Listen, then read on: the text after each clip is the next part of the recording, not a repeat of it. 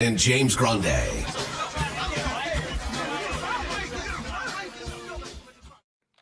What's going on, everybody? Jon Impemba here with James Grande. Welcome into the Fantasy Line NBA DFS Playbook Show here. It is a Thursday, December 14th. 7 games on the main slate. James, you were on the playbook, my friend.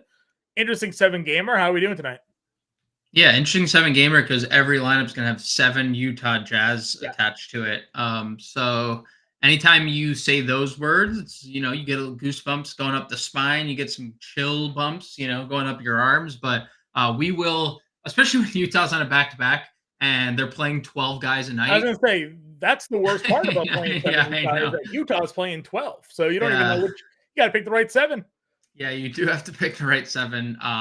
So it'll be an interesting slate. There's some really interesting things I found today, like Minnesota being a road dog with Anthony Edwards expected to return. He full practice yesterday to Dallas.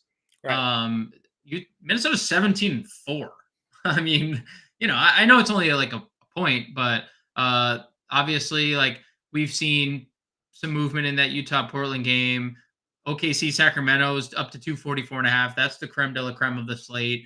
Right. Even though when we break that game down, there's like 5 plays overall, and it's like that you like actually want to use. And then so it's and then you have like the gum stuck to the bottom of your shoe. That's Chicago Miami for you. That's what that is. It's gum stuck to the bottom of it. On a 7-game slate, there's still certainly some plays in that game that we'll look at, but when you're comparing slates and game totals and all that stuff, a 216.5 matchup doesn't seem all that exciting when you have a 244.5 that opened at a 241.5. You got a 231.5 and late night hammer, Golden State, LA as well, 230.5. Brooklyn, Denver. There are a couple of games at high spreads. Obviously, the Brooklyn-Denver game, Denver's giving 9.5 at home here. Boston and Cleveland are running it back. Boston's giving 9 points in that game there as well. Clippers giving 5.5 at home against Golden State this evening. So you kind of pick and choose your matchup, seeing where we're going to go. But the injury news is obviously the big one that we're looking at here. There's still plenty of players that are listed as questionable that we're waiting on some final news on. Paul George, Malcolm Brogdon, DeAndre Ayton, guys like that. We get that news. We got to kind of figure out where we can make some pivots to, maybe find some value, or at least this morning, for instance, Anthony Simons was the cover of our pre-show. Brogdon's out in that matchup, against Utah. That's a full systems go for us here tonight. Yeah, for sure. We just need the news, and fortunately for us, that game's at 10 o'clock, John. So we'll definitely know before. 7:30 lock here tonight for everybody too. So you have the extra half an hour to wait around and twiddle your thumbs. You can watch the beginning of the NFL Thursday Night Football show with me and Coop from 7 to 7:30. Will you wait for that NBA news to trickle on through here this evening? At least we know why when we see you now listening to Coop or anything that Coop says, we know why. Because I'm fixing all my lineups. You're fixing your lineups right before lock. Yeah, 100%. Jaylen Brown's going to somehow be ruled out, even though he was at shoot around today, and I'm just going to have overexposure to Sam Hauser or something like that. You will absolutely, because you're on another show, will overexpose yourself to Sam Hauser. Yeah, because I'm in a scramble. I'm only half paying attention to what's going on. Because hey, listen, Chargers Raiders Thursday Night Football Week 15. What's more exciting than that? Easton Stick versus Aiden O'Connell doesn't get you up in the morning. Yeah, Zamir White, Amir Abdullah just leading the backfield. Anyways, enough of Thursday Night Football. Let's talk a little NBA. 7 games here on this DraftKings main slate. Point guard position, you got Luka at 11-9. No Kyrie Irving in this one, as you mentioned. Maybe an interesting spread there with Dallas being a 1-point home favorite against what is assuming a fully healthy Minnesota Timberwolves team here. Is 11-9 on a 7-game slate a bit much for you given the matchups here? I'm a little indifferent about Luka because he is getting some ownership here, and I get it. It's not that I don't understand that Luka is going to be highly rostered when he plays 40 plus minutes a night, which is not something you see every day. And he's given you 60 plus in 5 of his last 6 games, and he averages 61 fantasy points per game for the year. And there's no Kyrie Irving. Right. But he had 17 assists because Grant Williams, Dante Exum, Tim Hardaway did not miss a literal shot the other day. Does that happen against the number 1 rated defense in the NBA? It could. I mean, the NBA is crazy. It could. But I'm not fully certain it will. I have found myself getting to other spend ups today. And like the Utah factor here will allow you to get anyone you want. Not that Utah is like incredibly cheap, but their most expensive player tonight is $6,500 Walker Kessler. That is their highest priced healthy option.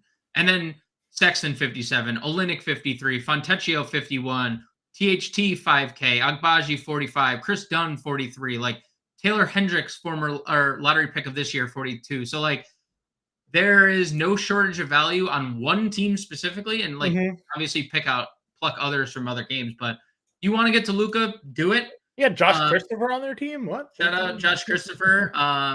So like shout out like if you want to go to Luka, by all means do it. He's playing 40 minutes. You don't get that on a regular basis. And shout out to Dez I was gonna say, yeah, Albert's in here saying hello. Dez saying new to the family here, dude. Love having you with us. Happy to have you with the show. And if you guys got any questions, man, obviously you're tuning in now. Throw them in the chat. We're here to talk to you guys. We don't ignore the chat. You throw the questions in. James and I will talk back and forth about some of your questions here tonight.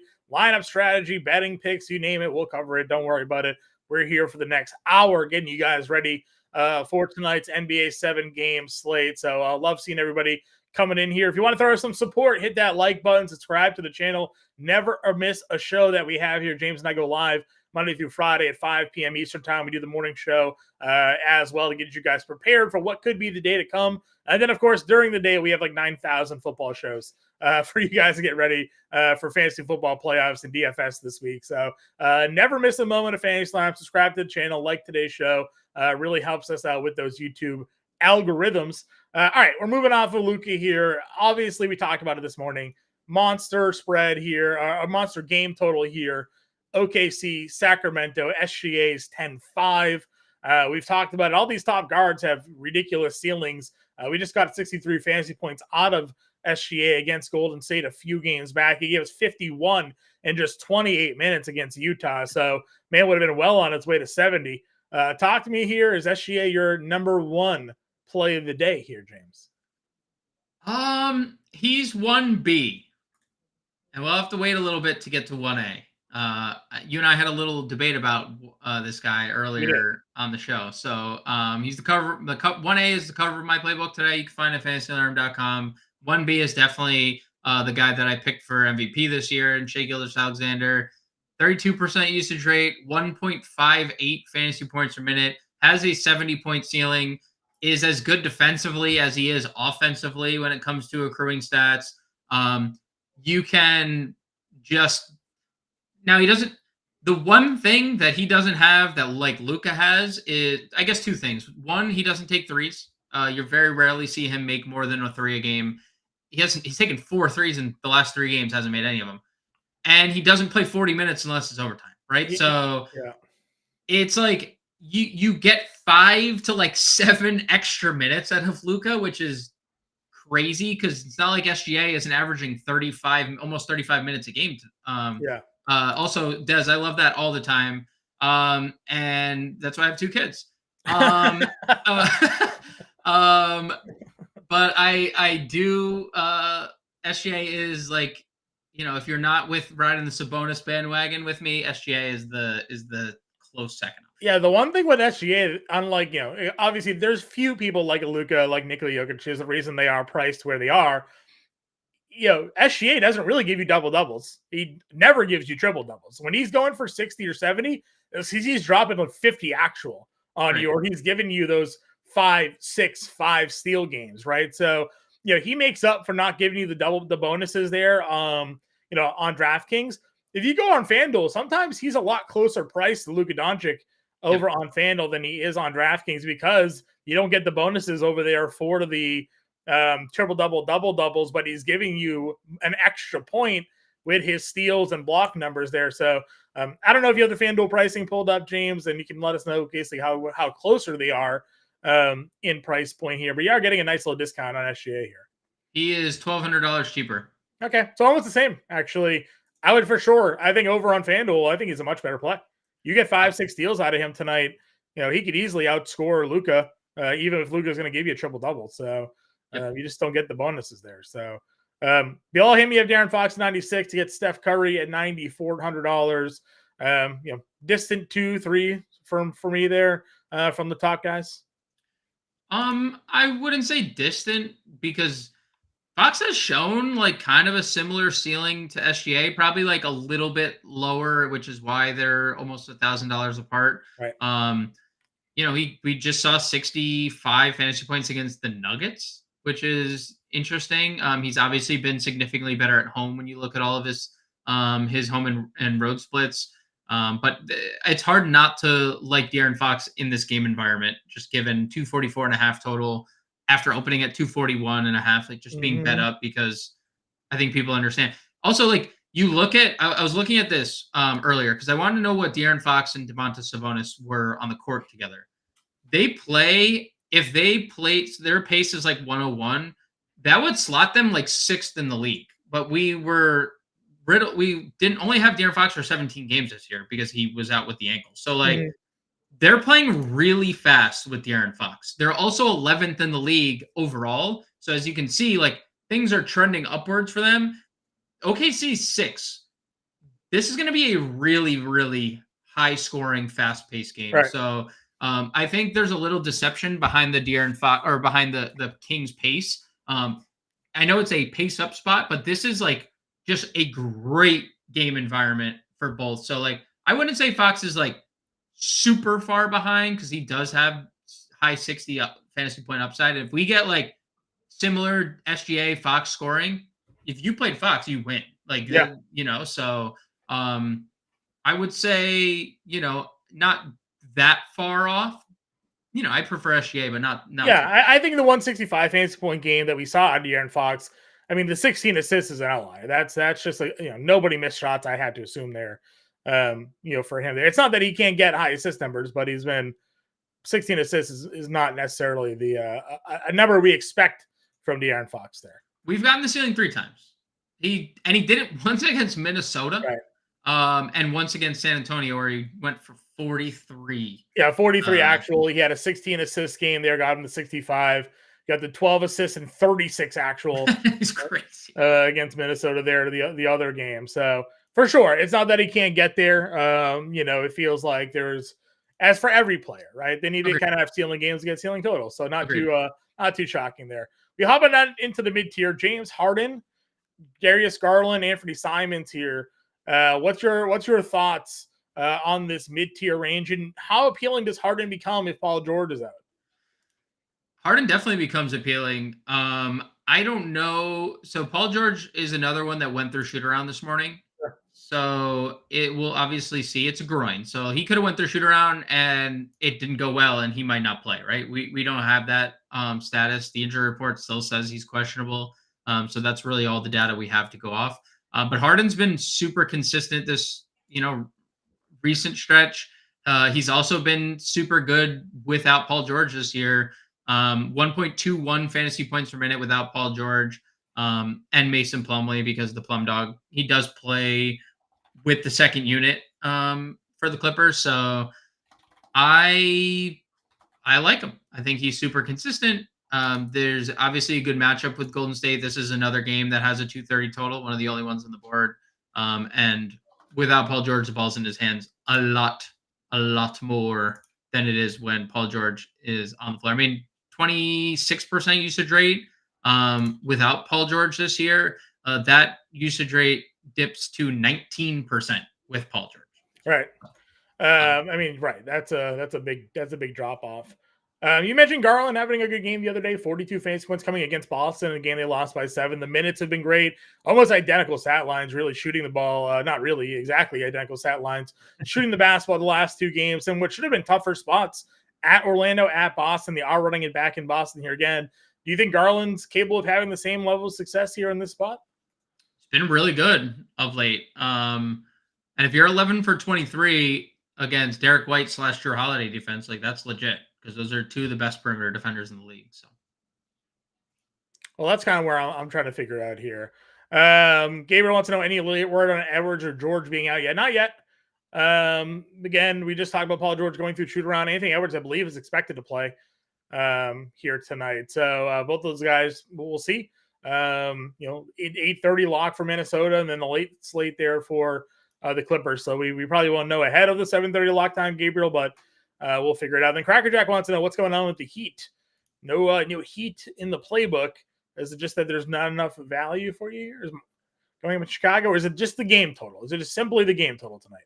I mean, I haven't been, I said it was the gum of the bottom of my shoe. Yeah. It's also like one of those things where we saw it last night, right? First off, Heat on a back-to-back, scary enough, but Jamal Cain played 30 minutes off the bench out of the clouds. Mm-hmm. Kevin Love, who had been dominant, played just 20 minutes, missed all his shots. So if Kevin Love misses all his shots, what is the minute ceiling now for a guy over 5K? Orlando Robinson's just dead out of the rotation.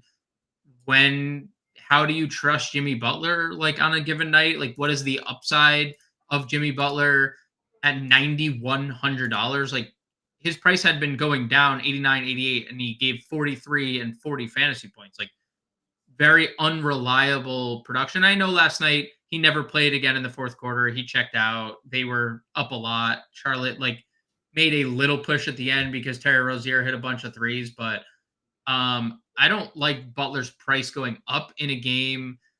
Miami's 25th in pace, Chicago's 30th in pace. Caleb Martin's $6,900. You need 35 fantasy points for value. He's done that twice pretty much this year. Duncan Robinson coming off an excellent game, back-to-back excellent games, but we know the volatility with him. He's $6,400. Mm-hmm. You're basically right, Crackerjack. It's like there's not significant. Jaime Jaquez, 38 fantasy points. He's only got over 5x at this price twice this year. As well as he's played, it's just they're kind of priced out for me. And if you're playing Miami in a low game total, are you not playing Utah value, which I think is significantly cheaper in a better game environment? So the answer for me is I'm fine if you end up on something Miami, but I would not overcook that in a 216.5 total. I agree. Working our way down into this mid tier, we talked about it with Harden, Garland. We really like Anthony Simons here tonight. If Malcolm Brogdon is out, if Malcolm Brogdon is in, what does that do for you when it comes to Simons? I mean, we know he's going to play the minutes. Yeah. Do you think he's really someone that's going to be impacted by Brogdon being on the floor when it comes to shot attempts and production here? So I'm pulling this up right now. I had it written down. So he played with Dame last year a lot, didn't he? He did. Yeah, he did. He also wasn't 7,800 with Dame.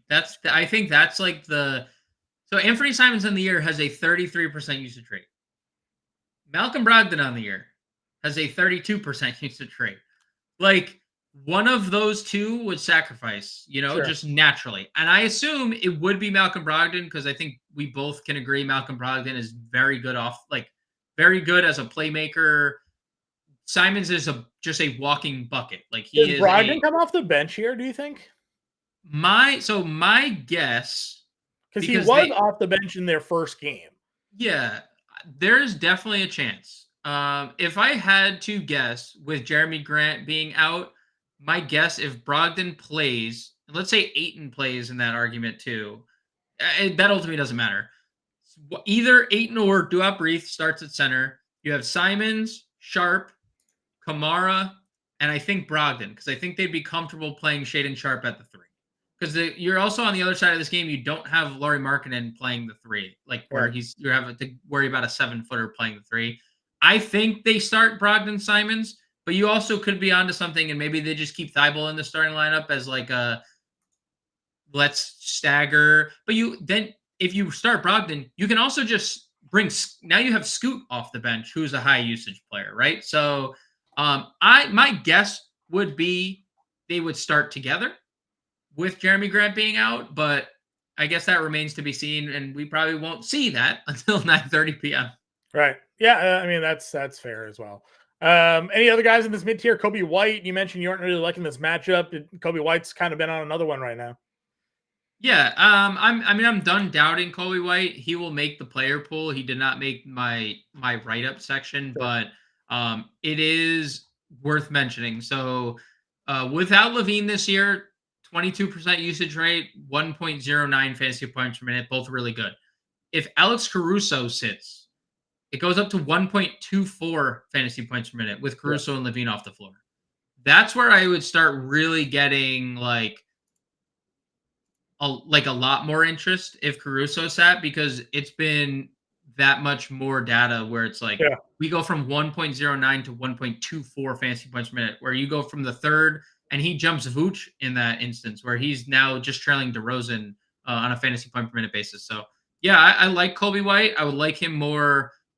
Probably gets added to my late core play section if we find out that Alex Caruso is not going to play. Yeah, what I like about Kobe White is a lot of his props have kind of boosted upwards over the course of the day. This morning, for instance, his points and rebound prop is sitting at 23.5.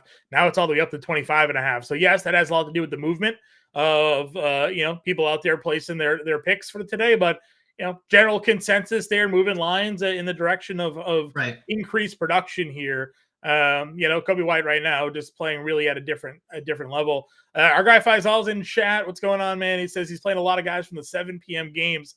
Doesn't have much exposure to the late night hammers. Oh, no.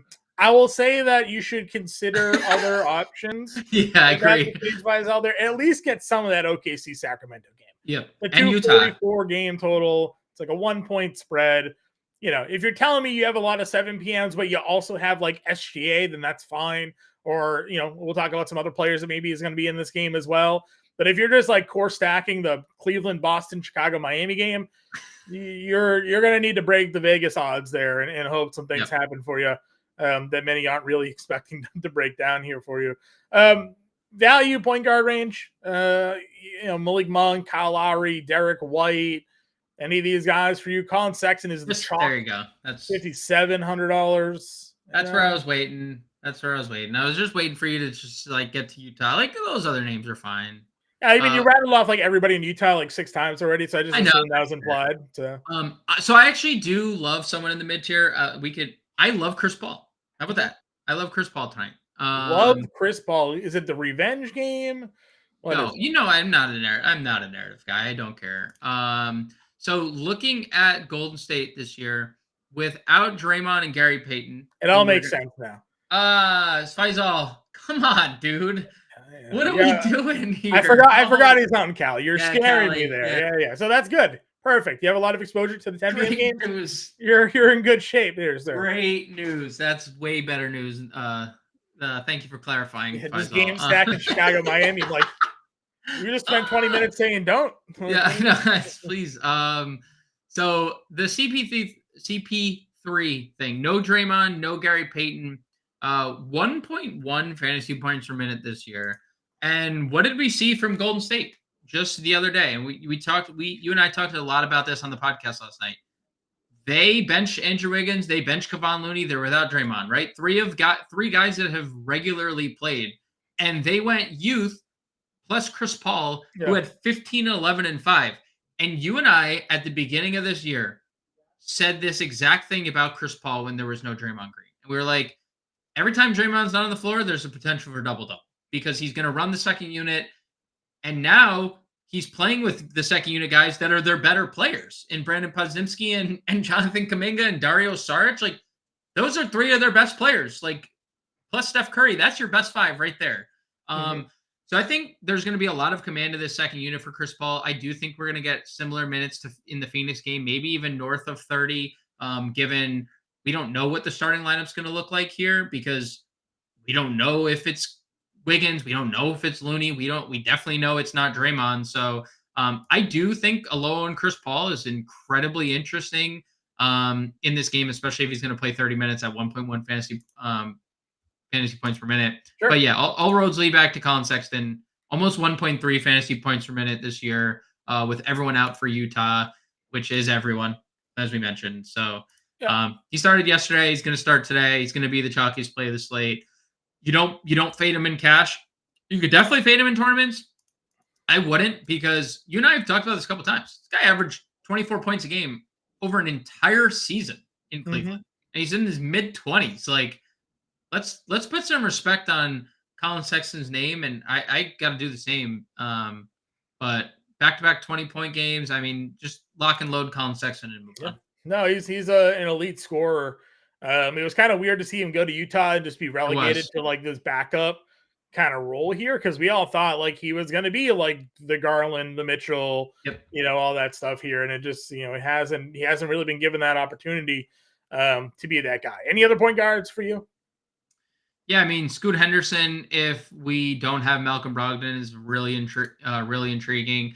0.99 fantasy points per minute this year without Grant and Brogdon on the floor. Obviously, big time usage players, 25% usage rate over that span. So Scoot at 53 would be intriguing with no Brogdon. Podzimski is obviously very appealing. I think he starts tonight. We'll see 29 minutes, 20 and 11 off the bench / starting the second half in that game. 44 fantasy points, 5,300 is a really good price. And then I think the Chris Dunn's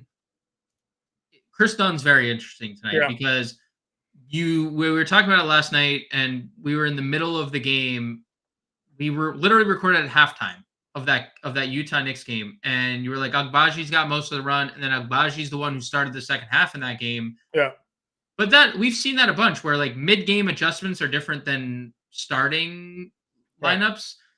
We could see Chris Dunn start here, realistically. I mean, him and Agbaji, they've started everyone basically on the roster. Yeah. But Chris Dunn's been super, super productive during his time on the floor this recent stretch. Back-to-back 20-plus fantasy point games, one of which only came in the 18 minutes last night. He is a really good fantasy point producer, 1.14 fantasy points per minute without these guys. So I'm interested, and I agree, Des. Couldn't agree more. Des, just shouting us out here, man. Appreciate you a ton. Get the likes up, dude. Like this, like the channel, like the show. Subscribe if you haven't done so already. Our guy Bauer is playing over on FanDuel tonight, saying it's possible to make an SGA Fox Sabonis Vucevic lineup work. Well, that's just FanDuel for you, giving power forward center edge to Sabonis there. So thank God for the FanDuel goods. I got some money on FanDuel now. Last night got carried over the cash line by our guy Giannis. 11%, nearly 100. What do we have? We don't even have a name for a 100-point game. We got a 60 burger. We got a 50 steak. We got nothing for 100. We'll have to come up with something for 100 there. But all right, let's move on over to shooting guard here. Donnie mentioned $9,100 is a good price tag for him for sure. What's your overall thoughts of the top price guys? I mean, if George plays tonight, Edwards, given that weird spread against Dallas, like, are you spending up tonight at shooting guard, or do you have different ways to go?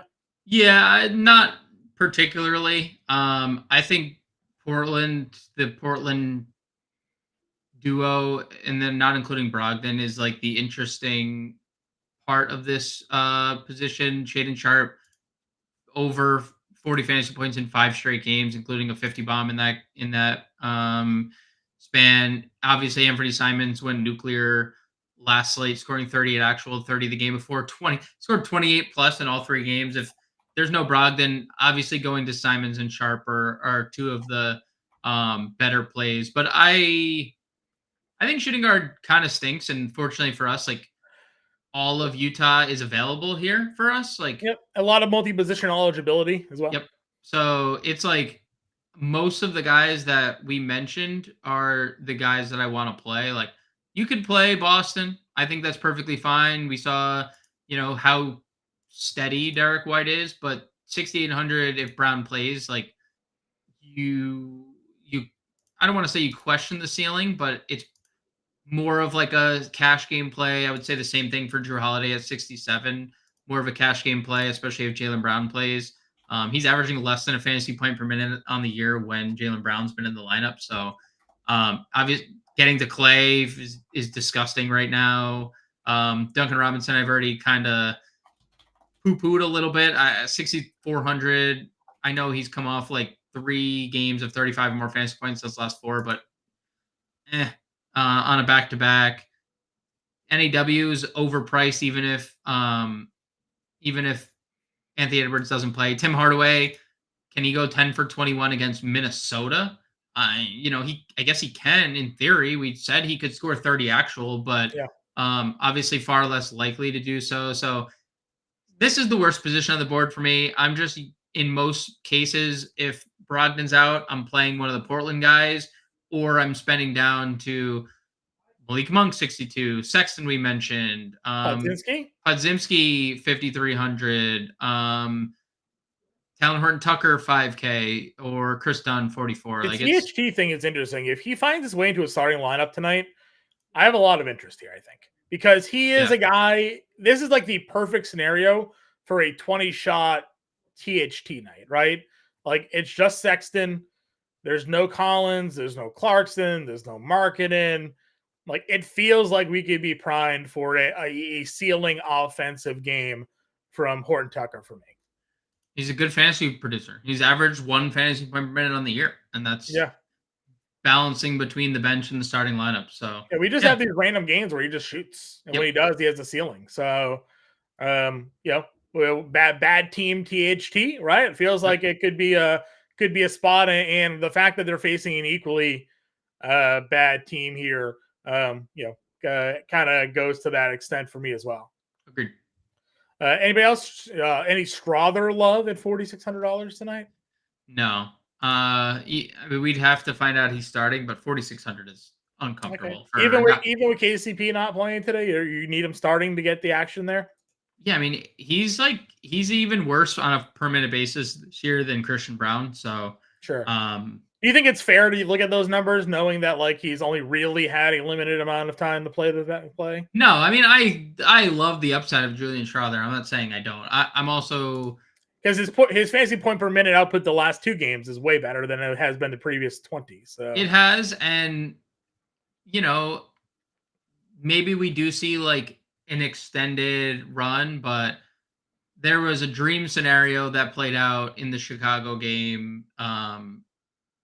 Murray didn't play, and then there was an injury, there was an ejection. So I don't know. It's not my cup of tea. If you want to get there, by all means. I think on a medium-sized slate, some people are going to have some maybe some mild attraction to him. I'm trying to see where we have a current projected rostership on Strother here tonight. Because the other day he was obviously a lot more popular. I think you're right. Tonight, all that Utah value is just pushing him down the way, because it doesn't look like anybody is playing him tonight after being, granted, he was like 3K when he was 50% the other day. Yep. Strother getting 6% love. Christian Braun is your highest projected rostered Denver Nugget here tonight. Obviously, many projecting him to be in that starting lineup this evening. Do you give Braun any love down here at 42? Honestly, I'd probably rather play Christian Braun. It's not like a sexy play. He does have 40 in the bag, which he's done once this year. He's 40 and 36 he's done, and then everything else has been in the teens or 20s. So, if he makes some shots, he has a ceiling, but yes, mild. It's a nice pivot off of the Utah. It's a fine pivot off the Utah. Because a couple of shooting guards here. Des wants to know, what's the better play, Strus or Cody Martin here tonight? I like the Caleb Martin. Caleb. No, it's Caleb. Cody Martin hasn't played since like 2 seasons ago for Charlotte. Shout out, Cody Martin. The better twin, Yeah. I will go Strus just because he's cheaper. I know there's less injuries, like it's a healthier team in Cleveland. They have LeVert back obviously in that rotation now. Miami back-to-back 6,900 for Caleb Martin. Is Richardson in or not? Do you know? He's out again? He's out. Yeah, Miami's hurt. Miami's banged up. Yeah. I understand. If you want to split the difference, I'm gonna take the side of Strus. You're welcome to take the side of Cracker. I didn't call him Cody Martin. He was written up as Cody Martin. Don't be throwing me misnaming people again here. That is true. That is totally Dez's fault on that one. Yeah. He tried to trip you up for sure. I know. That's not me saying the wrong name. I promise you this time around. Small forward here. Jason Tatum's at 97. Buckets is at 91. Mikal Bridges on the back-to-back there. Kawhi Leonard at $8,700. Senior, I hope we're talking about. If Yeah, Senior was KJ on the Jr. is slate. alive, right? So. I don't love another tier. Like, if we get news that Jaylen Brown doesn't play after going through shoot around, that obviously changes things. And you I can mean, always Tatum did just almost go for 50. yeah, And you the can price is coming down. yeah, I mean 40 minutes. We know Missoula is going to run these dudes into the ground. Yeah. I mentioned it in the Discord, and I think you mentioned it last night. Boston on the front end of a back-to-back, the only team Yes. on the front of a back-to-back. And I think they face Orlando tomorrow. So Is it a little curious to see Porzingis pop on the injury report? I know, again, he's listed as probable. There's nothing suggesting he's not going to play. But it is always interesting seeing an injury kind of pop up in the middle of a day and like you get placed on an injury it report is a home and home for for Boston. Boston. So that helps a little bit. But if there's like any sort of like limitations with Kristaps Porzingis, I mean, the last back-to-backs he played 34 minutes in each game. Yeah. The two prior is two blowouts, so you don't even have like a sample on Porzingis. But I mean, we've talked about it. This is last slate was the cheapest we got Jason Tatum of all year, and now he's $200 cheaper. I honestly, I mean, listen, I get it. In order to pay off a 50 price tag, you need 10. So they are giving you now like the 5x value, but it's funny that the price really wasn't coming down much when he was giving you like 30s, and now he's giving you 59, 40, 43, 49, and you're getting him under 10K here. So again, I mean, I don't think anybody's going to argue Jason Tatum on a night-to-night basis. If you want to give him cash games, maybe it makes some sense. Maybe this matchup really doesn't show out for a ceiling game, but again, it's Dean Wade, Georges Niang, like that's the crew out there that's going to be D'ing him up. We can certainly take over a spot if you want to go there. Kawhi at 87, obviously big price bump for him, but well deserved. So do you think that you're still interested on Leonard, whether George is in or out here tonight? Yeah. I don't think it matters because like the two games prior Paul George played, he had 56 and 58, and he's like it's more so the price bump, right? He got a $700 boost. Not that he's paying off the tag, so it's not like not really worried about that. But just your overall opinion here on this matchup against the Warriors. Yeah, I mean, he's shooting the lights out of the ball 61% over this recent stretch, 55% from three. Has not missed a free throw in the recent memory since the last time he faced Golden State, 11-30. Hasn't missed a December free throw yet. Shout out Kawhi. Well, last 10 days, 23 of 23.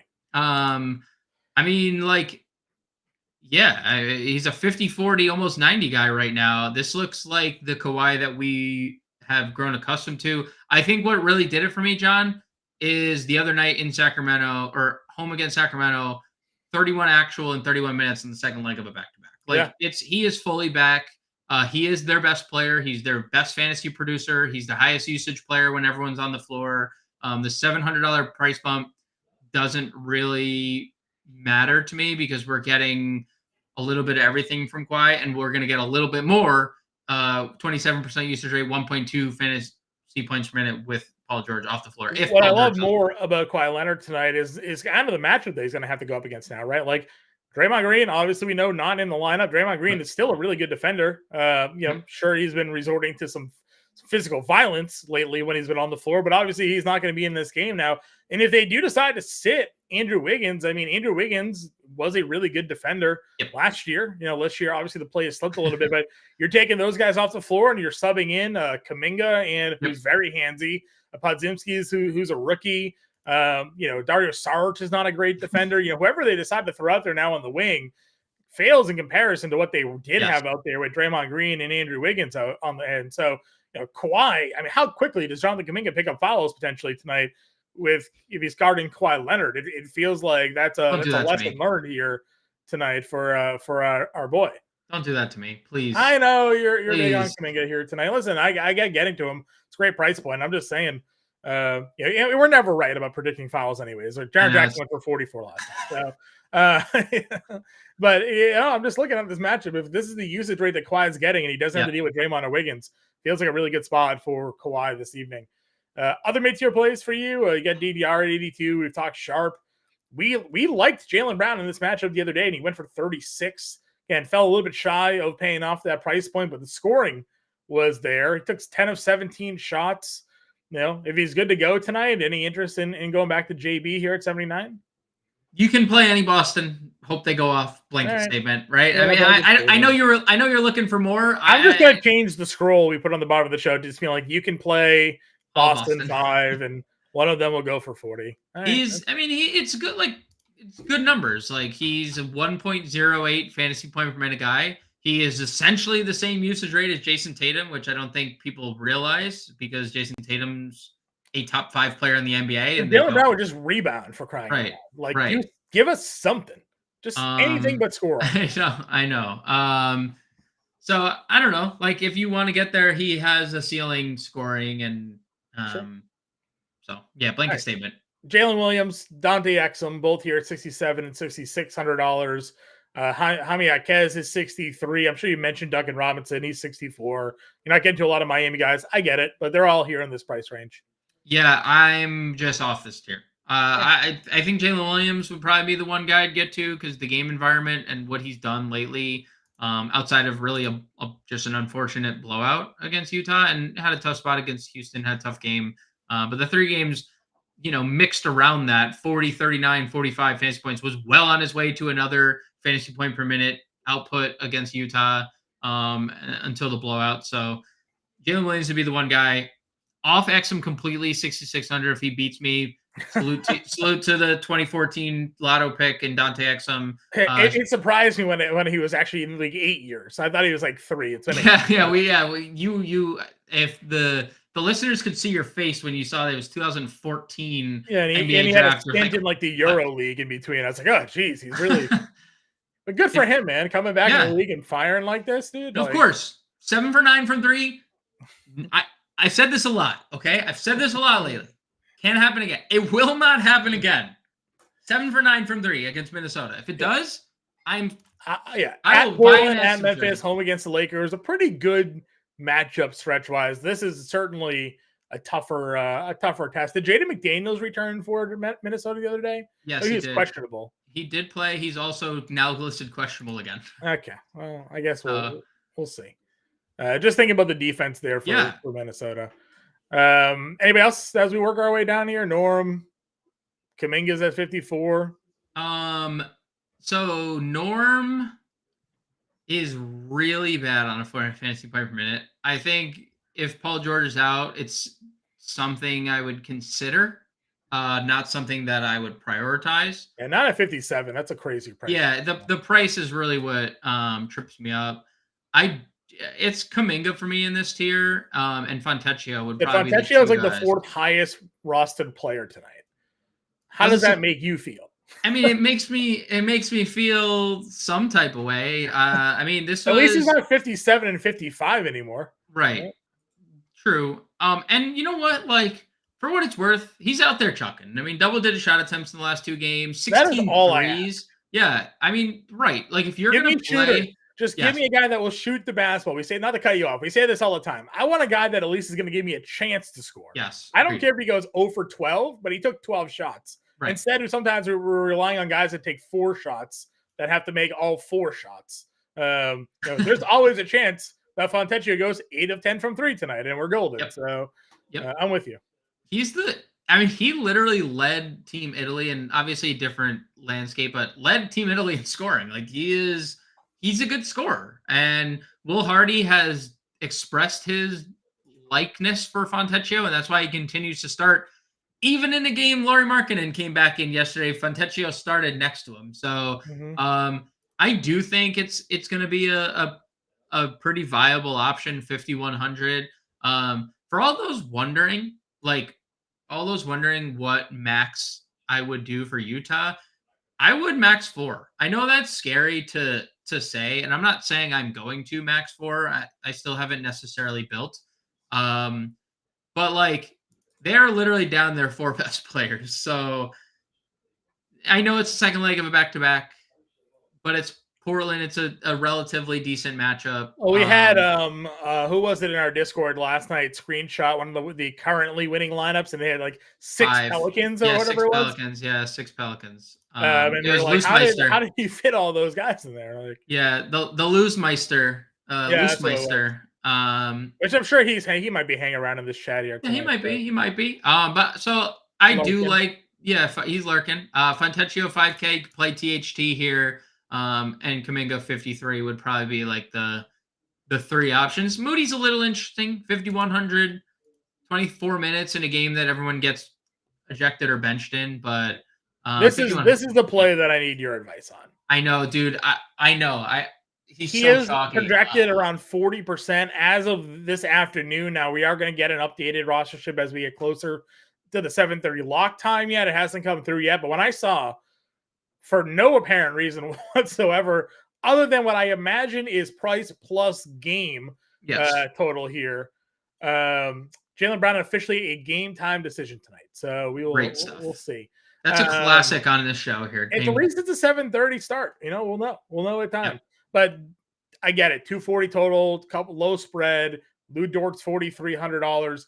And he has been priced higher than that for a lot of this season, coming off of a 39-minute game. Right. But it's Lou Dort. It is. I don't know how to feel about this. So he had a really good start to the year, and he's been really bad outside of for a few games recently.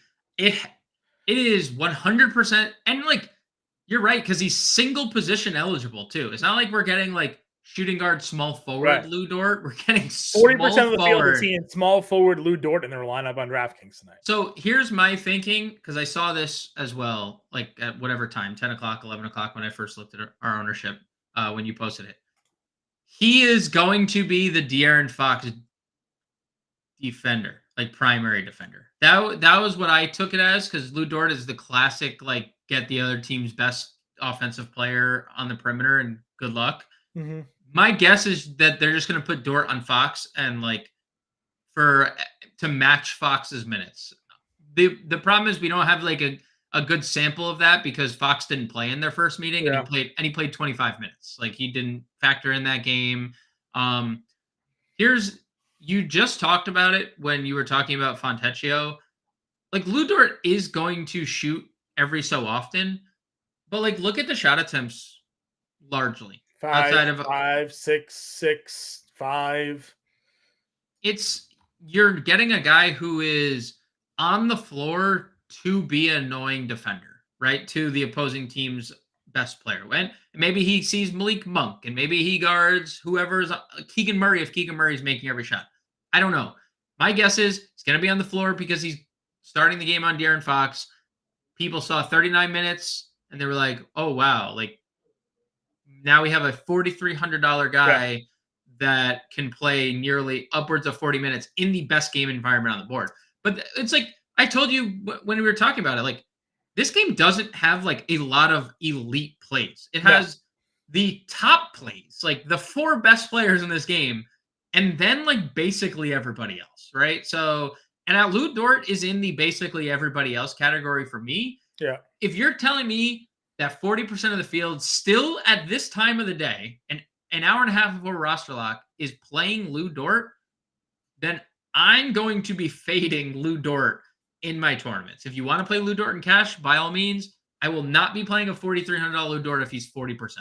Yeah, I mean, that's still kind of hanging around, just kind of, waiting for our update to come through, just kind of searching around, seeing where maybe some other people are at across the industry. After you get past what is literally the first 6 people on the ownership report, all being Utah, number 7 is Lou Dort at 34%. Yeah, no. So people are getting there. No one's playing on FanDuel, though. He's only 12% over on FanDuel tonight. So a lot of people playing Hendricks on FanDuel this evening. $3,900 play for him there, but he's a power forward over there. All right, let's move on over to that power forward position. We got anybody else to discuss before we do? I mean, we talked about it on the show. Sam Hauser, if now Jaylen Brown, now questionable, is starting.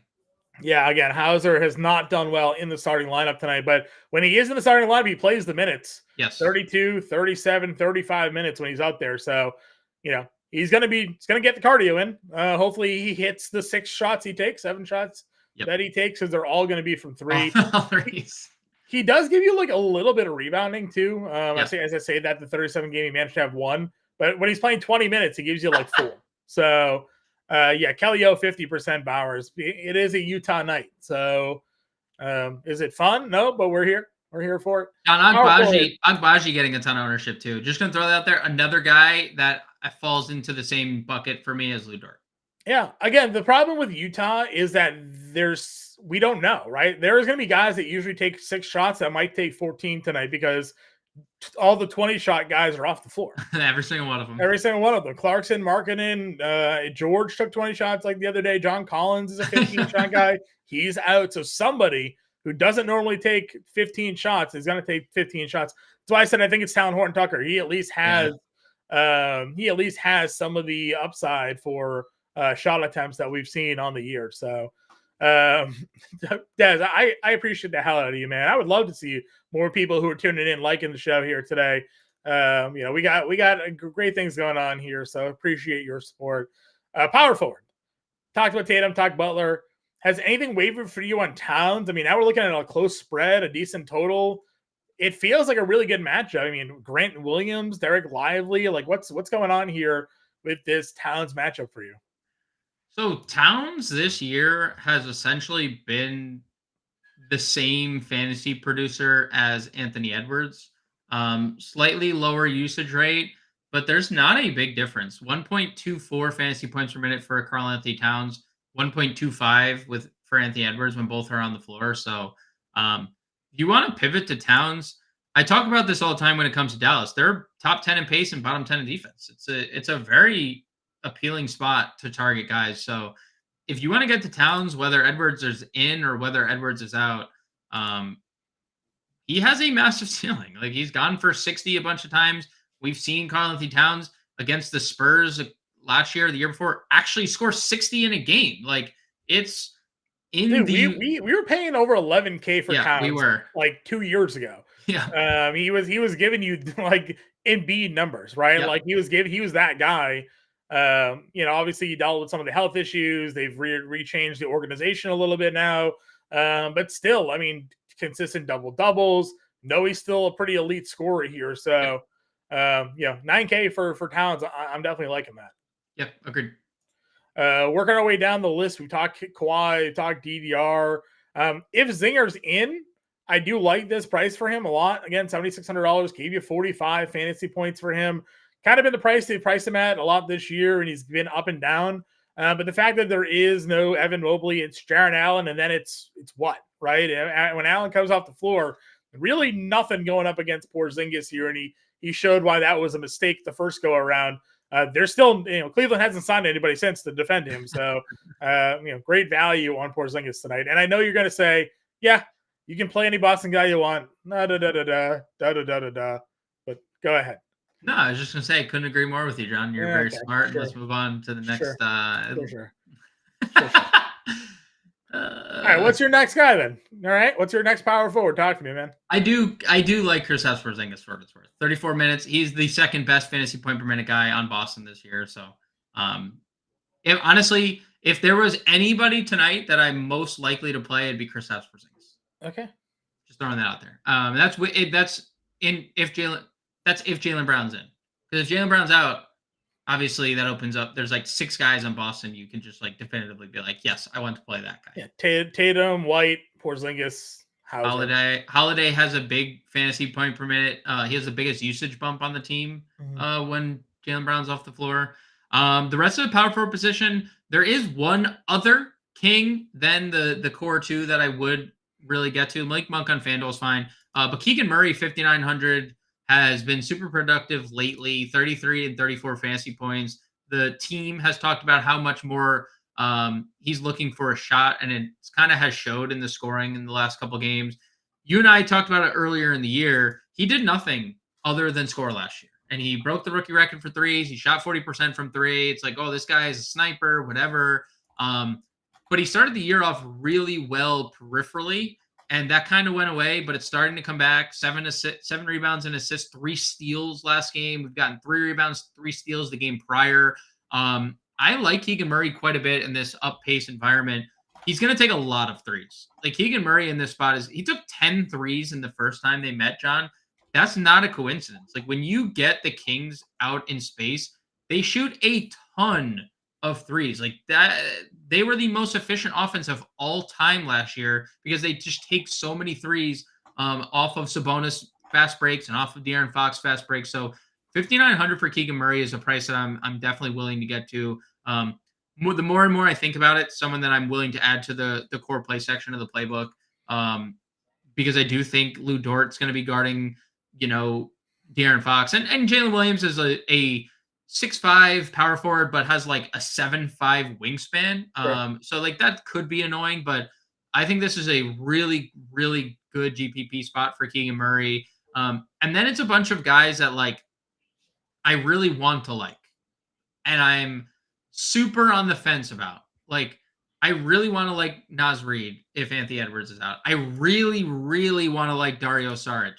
Like, I want to like Dario Saric more than almost everyone on the slate because he has a massive fantasy point per minute output without Draymond Green and Gary Payton on the floor. And after that benching, he played a lot. He just got in foul trouble after the benching of Looney and Wiggins, I should specify last game. And we've seen it like all year out of Dario. Anytime he gets extended run, he puts up massive outputs. Right. If there is a world where Looney is limited again and they want the spacing of Saric and he comes out and knocks down a couple of shots, like there is mid to upper 20s minutes upside and like 20 actual upside out of Dario Saric. So it's more of a tournament play. I have him written up in the playbook more as a tournament core play for me because I'm going to be playing him in tournaments. And you mentioned it, like you can play Saric at the 4, not the most comfortable play, but like the Warriors have a lot of flexible wings where if Kuminga does find himself in foul trouble, you could play Moody at the 4 and move Saric to the 5 against the Clippers. The Clippers play Kawhi at the 4, right? So like this is not like a hard thing to get Saric into the lineup in this spot. So I absolutely love Dario Saric in tournaments. Maybe a little bit even more than Kuminga. I know Kuminga is the cover of our show, but there is definitely the risk guarding Kawhi because that is likely the assignment. I mean, he fouled out in 29 minutes against OKC, but he gave you 24 and 12 before he did it. He had 4 fouls in 28 minutes against Phoenix. He had 5 fouls in 21 minutes against Phoenix in that matchup too. Tougher spots, right? I forget. I don't think KD played in this Phoenix game, but he did not. Yeah, he did not. It's just some tougher matchups sometimes gets him in trouble there. Yeah, he just has such a high ceiling scoring the basketball. Alex Trusso officially in tonight, by the way. So okay. Let's see, where else are we looking our way down here? Hendricks was the value play over on FanDuel tonight. Probably a better FanDuel. He starts, probably have some interest, right? Yeah, if he starts, we have some interest. He was a lotto pick this year. Like he was their first pick of the draft, 5th overall, I believe. He's a skilled big who just is on a team with 37 different big men. I mean, Utah has some figuring out to do because I don't know if they just stockpiled their team based on like, well, we're going to get all these guys just to trade them, but that's what it feels like. Sometimes he feels better as a FanDuel play at 39, but if you get to him at 42, it's fine. Sure. Maybe else here at power forward? Not playing Grant Williams, tell you that. Okay. No, I don't think so. All right. Center then. Jokic here at $12,000, and then the cover of your playbook tonight, Domantas Sabonis, $9,300. Price is certainly on the way down for Sabonis here. We know what he can be. We know what he's given us. He gave us that 60 fantasy point game that did not include De'Aaron Fox against the Thunder earlier this year. 17, 13, and 13. Where do you find yourself spending your cash this evening? I mean, if you want to spend on Nikola Jokic, nothing like a good this is with KCP off the floor. Now it's a 70-minute sample, John, but 40% usage, 2.24 fantasy points per minute for Nikola Jokic. That really dips when Jamal Murray's on the floor, down to 39% usage and 2.22 fantasy points per minute. Like, really big dip for Jokic with Jamal Murray on the floor and KCP. Like 39% usage. Like, what are we doing, dude? Like, you can't get 40. Seriously? Like, you're that bad? So yeah, if you want to play Jokic, I mean, I guess it's fine. First ejection of the year, comes back, 30-point triple-double against Orlando, who's a top 3 defense in the NBA. Not a big deal, 30, 15, and 12 or whatever it was.